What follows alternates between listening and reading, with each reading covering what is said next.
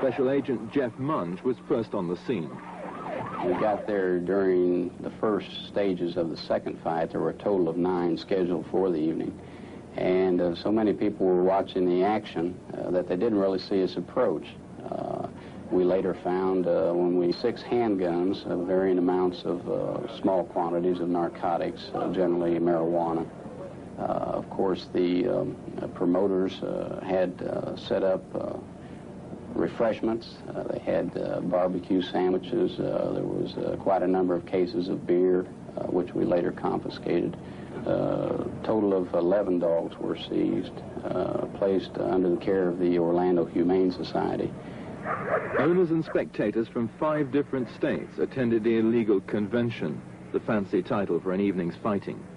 Over beer and sandwiches, 250,000 devotees meet most weekends across the United States to watch dogs, usually bred from English Bull Terriers, end up like this.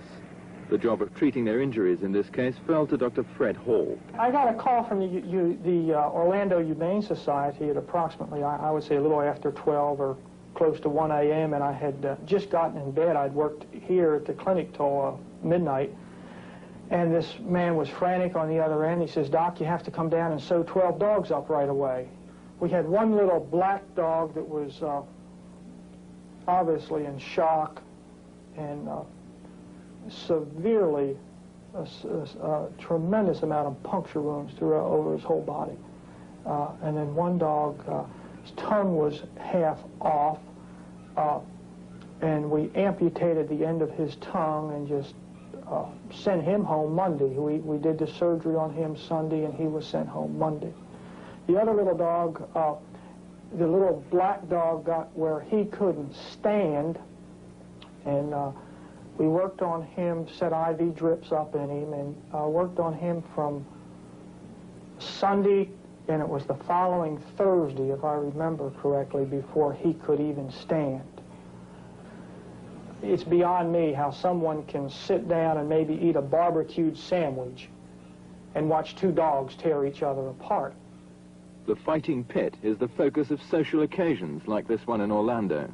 It was organized by breeder Baker Davis, seen here being arrested. His most prized possession is a killer dog named Boomerang. Now, how many fights has he had? This dog's 5. 5? Yeah. And what happened to the dogs he fought? Well, some you know about, some you don't know about. He's won, every one of them real impressive. What sort of time scale are we talking about? I mean, how long did he go? 55 minutes has been his longest one, I think. 28 minutes has been his shortest. Mm-hmm. Has he killed any of the other dogs? Yeah. Yeah, he's, the word we've got, you know, that all of them have died from him. All the dogs. All the fights. Usually, you know, something will happen to them. They'll lose teeth, or they'll get hurt real bad, or either they'll quit and they don't prove game. But he's been everything a man could ask for in a dog. Well, what is the ideal dog? I mean, what is it that he represents to you? He represents to me what Secretarial does to racehorses. You know, he's just unbeatable. That's what it is. He's never been beaten? Never been beaten. Never come close. Never been hurt. Well, he's got a few scars. He's got a few scars, but that's not hurt. A dog is just like a man, you know. You can cut their legs off and their arms off, but you can't kill them. You got to get inside the holler to kill them, you know. Duncan Wright spent 3 years infiltrating the dogfighting business. He wants tougher local laws and action by the federal lawmakers in Washington. The fighting of animals is prohibited in every state in the United States, but the nature of the specific law varies. In some states, it is very clearly spelled out. It is illegal under a certain section of their criminal code to engage in the fighting of animals. In other states, it is merely an implication within the Humane Treatment Code, where the law says that it shall be illegal and punishable with certain penalties to mistreat an animal, and it is construed to be mistreating an animal to fight them. So we have a combination, and at the present time, of course, we have no federal law. Those arrested at Orlando had paid $27 admission, yet in court, some were fined only half that amount. We ended up placing charges against 118 individuals. The great majority pled guilty as charged and were given fines ranging from $15 to $50. The maximum penalty, which can be assessed by a court upon an individual who was actually caught in the act of fighting an animal, is $200. Now, when you're dealing with people that will come to an event, for example, for a weekend, or even if it's just one event, 3 or 4 fights, 6 fights in an afternoon, prepared to gamble $700 or $800, the penalty of $200 is just simply no deterrent, none whatsoever.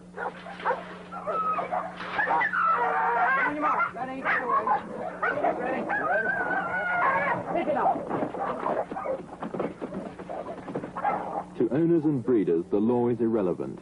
Pups continue to be blooded in training sessions like this one, held at dusk in a remote orange grove.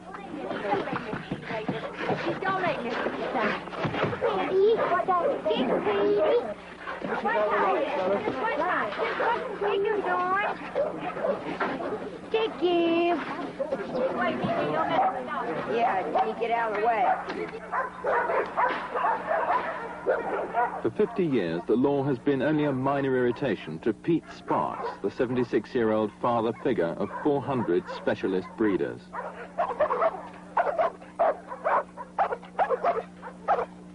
He no longer fights his dogs, but breeds them on this gimcrack Florida ranch, priding himself on their viciousness and tenacity, 2 qualities much sought after by America's 8,000-odd fighters. A lot of people think it's a pretty filthy and degrading kind of sport. I know they do, but what do you think? I don't think so, or I wouldn't have anything to do with it. If I thought that, I wouldn't let my pups go to people who I thought might be going to fight them if I felt that way. But I've had these dogs for 50 years, and I've gone to the fights exclusively in the last 30 or 40 years, everywhere that I could get. I've been to Phoenix, Arizona, I've been to Texas, and I've gone everywhere from Boston down to Miami as far as the East Coast is concerned. And I just wouldn't go if it wasn't that I think it's a good sport, and the men who fight them are good sports. Pete Sparks edits Your Friend and Mine, a dogfight magazine that circulates in confidence countrywide. Rusty stretches his hind legs in a spasm preceding death, runs one report, amid advertisements for new challenges. And, for dog lovers, at the appropriate moment, season's greetings.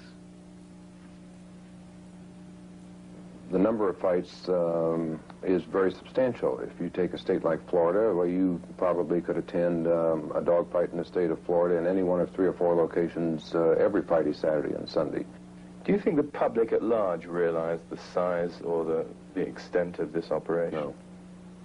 No. Certainly no more than we did. I think at the time that we started this program, we had the same familiarity with it, generally speaking, as the public at large. And it wasn't until we got into the program, until we realized, for example, that there were 3 magazines being published devoted exclusively to dogfighting in this country, and that there are people who specialize in building training equipment and selling it in this country. And these sorts of activities, I mean, it just, we had not realized at all it was going to be like what we ended up with. It's an often repeated claim that breeders take great care of their animals. But even a morning walk for dogs on the Sparks ranch can turn into a bloody encounter.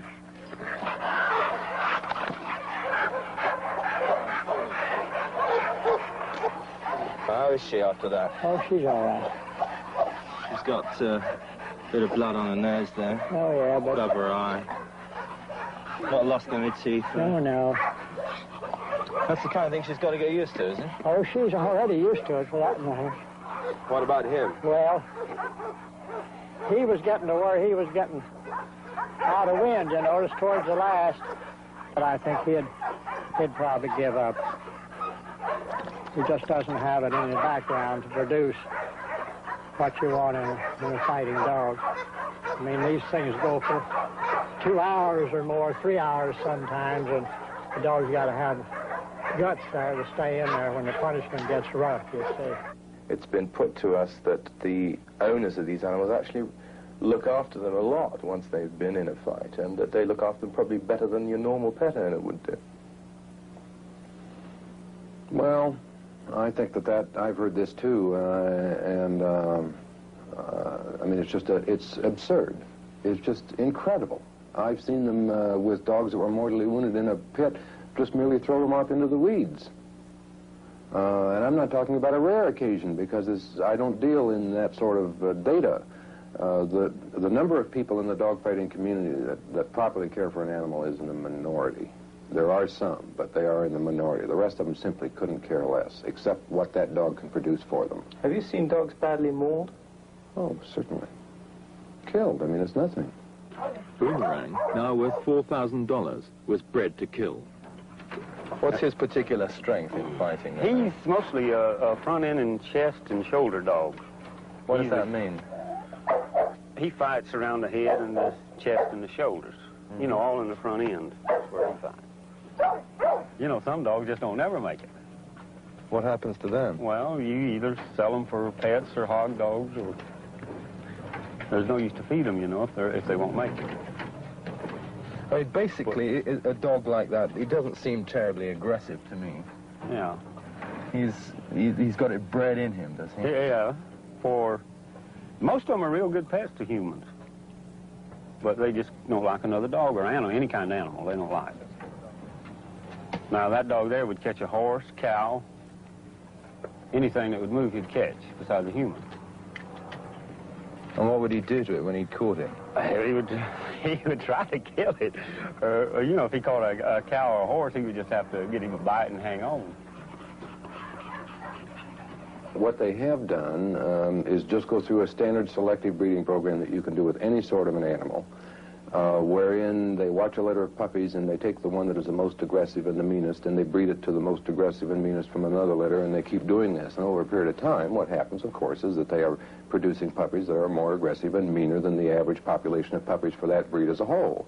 Nothing magic to that.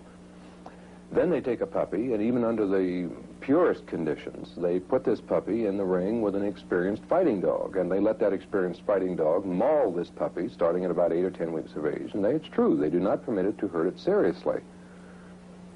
But what you end up with is a puppy that is overly aggressive to begin with, and then it is subjected to mistreatment by an experienced fighting dog, and after a while, and it doesn't take very long for that puppy to realize that it better exercise its best defenses or it's not going to be around. It's purely a question of survival. And if you do that for a period of 18 months to an animal, you're not going to have to do anything but drop him on the floor, and if he sees another dog, he's going to go after him. It's not a question of love or fighting or any such absurd statement. It's that they have been taught that if they don't fight, they're going to be dead. You make a buddy out of the dog, and you keep him in the house with you, carry him in the car with you, and when he's fighting for you, you know. And I think I see in the dog a lot of the attributes that I would like to see in myself. And when I see a dog sit down and not necessarily take his death, but make a good showing, it makes me feel good because I produced it, you know. What do you feel if he dies? Well, it's just too bad, that's all. It's just a matter of luck, that's all. But this is your friend who's been in I know, but I'd much rather have the dog die in the pit than to shoot him because he wouldn't fight. Well, this dog here, he's shy, and he's just going to end up in the graveyard because he don't have what it takes. And now he's how old did you say? He's a little over a year old. He's got good teeth, he's good health, good shape that way. So there's really nothing the matter with him at all? Nothing wrong with the dog. He'd make somebody a good house dog, maybe, a pet or something like that, or yard dog. He's no good to you? He's no good to me as a stud dog, and since I don't fight my dogs, he may never have a chance to prove his worth as a fighting dog. But I have far better dogs for stud, so I have no need to keep him. What are you going to do with him? I've got a .22 pistol, and I put one right in there, and he never knows what hit him. On the Baker Davis Ranch at Orlando, exercise means a few miles on the cat mill, so called because the cage 2 feet from the dog's jaws often contains live bait. Though Boomerang's fighting days are over, his sons and grandsons are already contributing to the $30,000 a year Baker Davis makes from breeding and fighting his 150 animals. Caring for them is a labor of love for Mrs. Davis. Well, now you've got all these dogs to look after. It's quite a job, isn't it? Yeah, but I like it. What is it that appeals to you about it? Oh, I love raising them, and each dog has its own nature, you know, and I just like it. What does it do to you when they come back cut up after a fight? Nothing. It's not upset you at all? No, because I can take care of them. I know what to do. But what about the idea of sending them off to fight? Oh, I go right with them. Release the dog. Get in there, Tadpole. Get in there good. Go, Tadpole. Go, baby. Puppies that have yet to fight learn what it's all about at training sessions. No matter. Get you some, Tadpole. Get you some, baby. Because I've never seen a dog die, in a pit or otherwise. I've never had but one dog on my whole place to die for any reason, and she hung herself on the chain, fell in a hole, and hung herself. But Boomerang's killed 5 dogs. Well, everybody knew what Boomerang was when they went up against him. And he's a champion dog, and I'm proud of him just like I would be of a champion horse or anything else. But you say you're not worried about the thought of No. dogs dying. Isn't that slightly strange? Well, I've never seen any of the dogs die. Maybe that's the reason. Would it change if one of your dogs got killed? Would it change your views? Well, I guess it would depend on how the dog did get killed. You reach the point where you say it's incredible. It's simply incredible.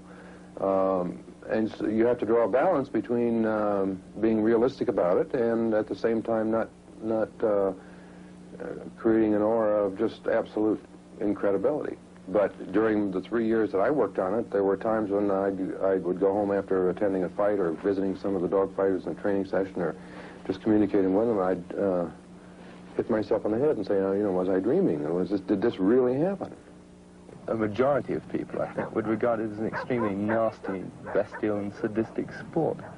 Well, I think that would hold true with a majority. People don't know anything about it. They think you throw a dog in a hole and he either fights or you cut his throat or something like that. But that's not the case whatsoever.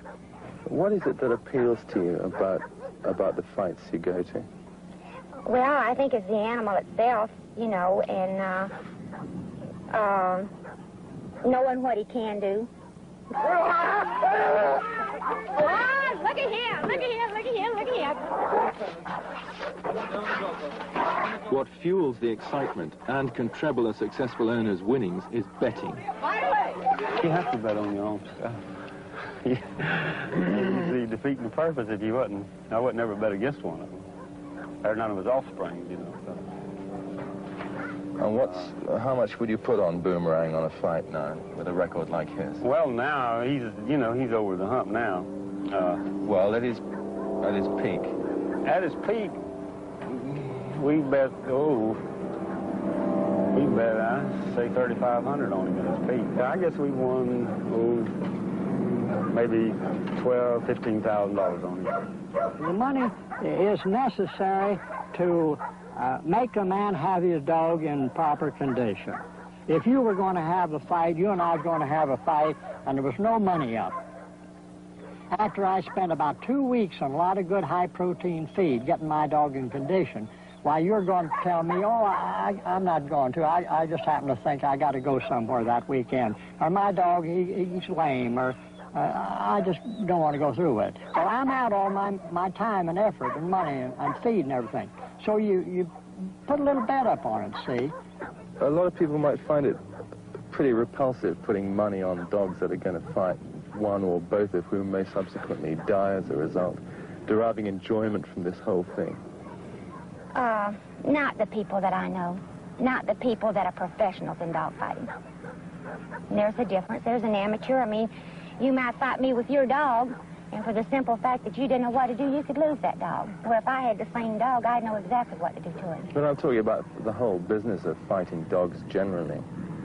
Well, like I say, that it depends on the individual. You know, I mean, when I first seen him, I thought it was terrible too. You know.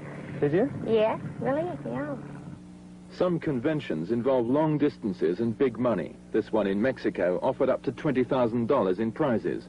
Big money can make for corrupt officials, as Duncan Wright discovered when trying to make arrests. Well, we had a situation down in Texas which was humorous in a sense and sad in another sense, because we had a fellow on the ground and I was in a helicopter, and we were describing where this convoy of dogfighters was going. And when they finally pulled off the highway and turned into this property, I described the property to the fellow on the ground to give him an indication of where they were moving, because we were then intending to cause a raid. And he came back at me after the description and said, "Give that to me again." So I gave it to him again, and it turns out that this was a farm owned by the local district attorney. And at that point, it became very obvious there was going to be a fruitless task in trying to get a raid. I was at a dogfight in the Detroit area where there was a policeman in his uniform there. And then, of course, if you go back to someone like Maurice Carver, who for years has been one of the big dog fighters in the United States, traveled all over the country with his fighting dogs, and a big better and everything. His brother was the deputy sheriff.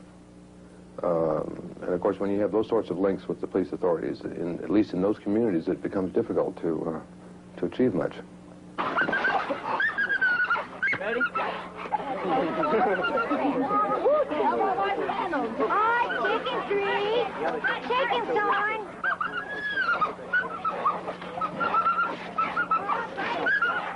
To challenge some dog fighters is to invite reprisals. I can't say for certain that the threats that were made on me and my family were valid, but I can't say they were not. Well, they were going to kill me and my wife and my little girl and a few other things as well. Who were? The dog fighters. They didn't identify themselves by name, but we received these threats on a number of occasions, and I think it's very interesting that they knew that what my family consisted of. It means they've been doing a little looking. That's the thing that bothered me more than anything. But our field investigator in Chicago was threatened, and we moved him just to a place of safety. There was a mayor of a city in Illinois who was called up and threatened. They told him he better get his police off of the dogfighting bit or he's going to find himself in a ditch. Again, one has to recognize that certain of this is noise-making, but at the same time, one has to recognize that you can get somebody killed for $250 if you want it done by a junkie, and if you want a professional job, it's only about $2,000, and it doesn't take very many guys pitching in $100 or $200 a piece to get somebody hit. So one is a little careful. There were 7 or 8 months there where we watched the cars very carefully. None of the automobiles in my family were started without being looked at each time, because this is the sort of thing they would do. Did you move house? Yeah, we moved. By stepping up arrests and raids, police are doing their best with local laws in the national battle against the sport. But until it becomes a federal offense, thus involving the FBI, the sport's big money will attract the crime syndicates. There were 2 dogfighters murdered in Texas, and we know the individual who did it. We know of his links to organized crime. The individual was last seen marching these 2 people off with a gun to their back, and they were then found dead. But their problem, of course, under the criminal laws is to prove that he did anything more than to march them off with a gun at their back. And it's a circumstantial case. The individual who was leading these men off is a hitman, a professional hitman, and he works for a mafia organization in the southern part of the United States, which I would prefer to remain nameless. But this information has been generated primarily by law enforcement people. I think the key thing is that it in fact exists, and it is indicative of a very serious situation. As police began rounding up the spectators at the last Orlando convention, they came across a little old man apparently attending his first fight. How long you been active in this kind of sport? First time I was ever here. What was your reaction to it? Terrible, terrible. In fact, he was breeder Pete Sparks, unconcerned by threats of new legislation. We just have to go underground, that's all. More. There'll be no more of these conventions where they have all-day fights, 10 fights scheduled or anything like that. We'll have to meet individually, and we'll invite 10 of our friends or something, and we'll meet back here behind somebody's barn or something and have it over with, and nobody know anything about it except those that are in the know. The appeal of the sport is just as wide as it ever was. Oh, yes, more so, I think, because we got a lot of young fellas getting into it today that adding to the numbers. There's boys right here in Stark that have bought dogs from me, and they just itching for that pup to get old enough to set him down. They're itching for blood. Yeah, that's it. I think it's probably like any other type of crime that we have. There are laws on the books, however, certain crimes continue to be committed. I think probably it's going to drive the sport, as people involved call it, more underground than it is now, present a greater challenge for the law enforcement officer to make the type of arrest in case that we did make. I don't think you can legislate humaneness. You know, I just don't. I think it's just another law to be broken. No single thing is going to stop something like this. It's an accumulation of factors and the accumulation of pressures which you put on. You're never going to stop it 100%, but we're sure going to stop its growth. Even at 5 days old, these potential killers are worth $700 each. But there's a chance that before they're old enough to fight, the bill now before Congress in Washington will make dogfighting a federal offense. That instead of imposing $10 fines, courts will at least have the power to put breeders, trainers, and spectators behind bars.